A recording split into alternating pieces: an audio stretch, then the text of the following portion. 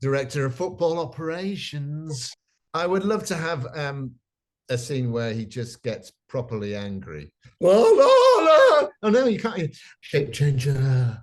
I don't get the sort of the grooming that a lot of other people get on the show. I think it's Oh, tea, more tea, more tea. oh, tea. All relationships are a nightmare. My relationship is the oxygen that gives me life. Apart from Leslie's marriage, which is a bloody greeting card of some kind. He's absolutely brilliant in Ted Lasso. Jeremy Smith plays Leslie Higgins. Welcome to Flip Your Wig. My first question, Jeremy, is can you remember season 1, the first time you met everybody? Was it on set? I don't know, table reading? Can you just take me back to that moment? Well, before that, of course, we read the first day we met each other was to do a reading of the first episode. And I met the director, who was so young and good looking that I said, "What part are you playing?" And he said, "Oh no, I'm directing it." I went, "Oh, okay, all right." So I was a bit wrong-footed. And then I met Hannah, and we just sort of giggled at each other. And I think I did a kind of restoration bow or something.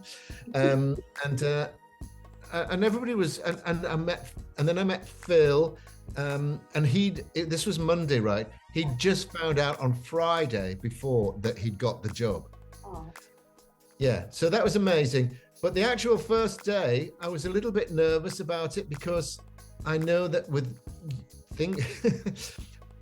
American shows, people can suddenly be sacked. You don't know why.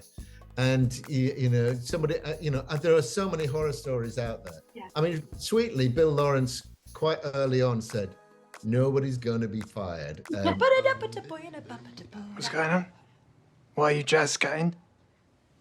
We've seen your character just grow over the last couple of seasons. He's gone from being the quiet one in the background, getting told off and even picked on by Rebecca, to now giving advice. Rebecca and Ted go to him, which has been wonderful to see for me. He is a kind of, one of these guys who, comes up with advice that he didn't even know that he had until he started speaking. But that sort of started to happen in season 2, kind of when the Diamond Dogs started, and Ted takes his advice and goes, "Whoa, yeah, let's run with that," and it's all from the, what Ted does with everybody is just upgrade them and make them feel comfortable and empower them to be themselves, and that's certainly what happens with Higgins. He's, from that scene where Rebecca goes to his house at the end of season 1, she takes a cue and she passes that stuff on, and he's allowed to come up a level, and he does so he's in a position to offer advice, and he brought Dr. Sharon in, he brought Zava in, so he's a key player. This show's become so flipping big. You've all become overnight stars and everybody is obsessed. How does that feel? I mean, I know you live at home, you've got your family, you've got your kids. What is life like? What are your neighbours like, for example? A lot of our neighbours haven't got, they go, "I haven't got Apple TV." Okay. So it's it's so polarised. People love the show. There's some neighbours who text Mary about everything. "Oh, the latest one was so good," and they absolutely love it. People are either really completely evangelical about it, or they're like, "No, but I've got Netflix and I've got Amazon. I mean, that's enough. That's enough." And they're watching it. You wouldn't want to watch me in it? Yeah. Well, yeah. And I said, well, it's about, as much as a bottle of wine, I said to somebody, and they said, "I don't drink wine." Yeah. Big whoop. What I find really insane is, obviously it's filmed here, but it's got like an American team behind it with a British team as well, Jason, Brett, but I also find it really quite cool that the Americans adore this show as much as we do. It's much crazier in America than it is here. I just thought, which I'm slightly glad of, because I don't think I could. I think if I but over there, I got, for example, I get asked or for a selfie or recognized about 10 times a day. And over here, it's maybe once every 3 days. If you talk to fans of the show, I think everybody will have their reason for why they love it. But I think one reason definitely is the fact that it's connected on a deeper level. During lockdown, especially, we were all feeling so lost. And it was a show that just reminded us that be kind, be generous, but also don't forget, like, don't just cancel people because they mess up now and then. Like, you know, I said this earlier, but nobody's all good and nobody's all bad either. It's not just, you know, when people say it's a kindness show and it's a positive show, it is, but it has to address stuff. It has to have something to bounce off so that you see the kindness. So, you know, people have issues and they have depression or anxiety or toxicity, and it's danced around and dealt with in a very, very appealing way. That whole idea of nobody being all bad or nobody being all good. Last season, Nate was kind of the one that we all rooted for. You know, him and Ted were like that, almost like big bro, little bro type of mentality. This season, he's had a complete switch and his character's become a bit of an asshole, but also, like, you know why he's doing it, but people haven't necessarily been that forgiving. He's been getting some trash talking on Twitter. What did you think about it all, Jeremy? It's a very difficult ask for him, and you know, I'm not on Twitter anymore, but there's a lot of anger about Nate, and I had to step up and say, this is range, people. This is, you know, this is an actor being incredible. But yeah, Nick is also, he's hilarious, just so funny. He's said things that have made me laugh, and a bit like Homer Simpson, I'm still laughing. You know, I'm 2 days later, I'm driving in the car with. Who have you connected with the most? Because you know, you share a lot of on-screen time with Hannah. No, it's Hannah a lot on the first season, and because we had a lot of scenes together, and well, she was sort of like, you know, the first connection, if you will, and then on the second season, Nick quite a lot. We don't really have much room for massive trailers, you know. That I share usually with Juno, or, you know, just depends who's there. There's a trailer, and it's like it's a big one, but it's a split one, you know. And I usually share with Juno. I mean, I don't share. We're not in the same room.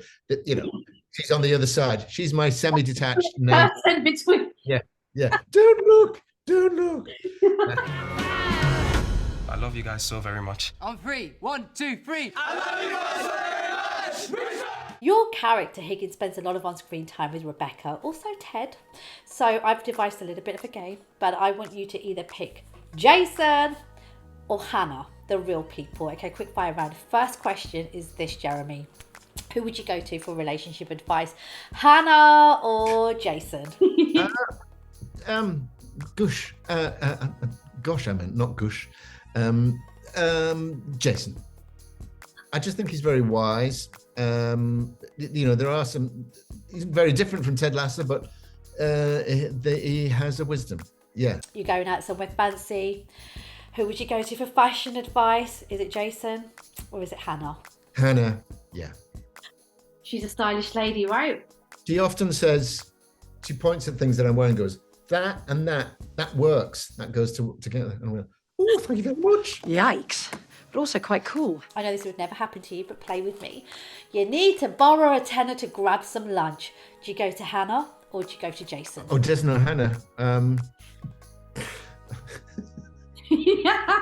Never see that happening ever. Okay. Hannah. No, but it's fine. Why Hannah? Probably because she'd have her purse with her on set and Jason wouldn't.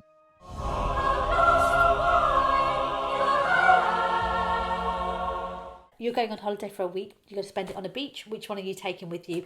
Hannah or Jason? Hannah. Oh, you said Hannah straight away. Yeah. Why?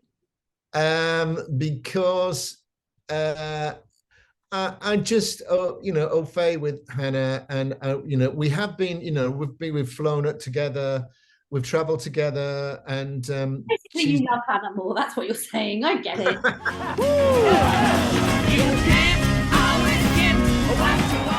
All right, now I kind of already know the answer to this.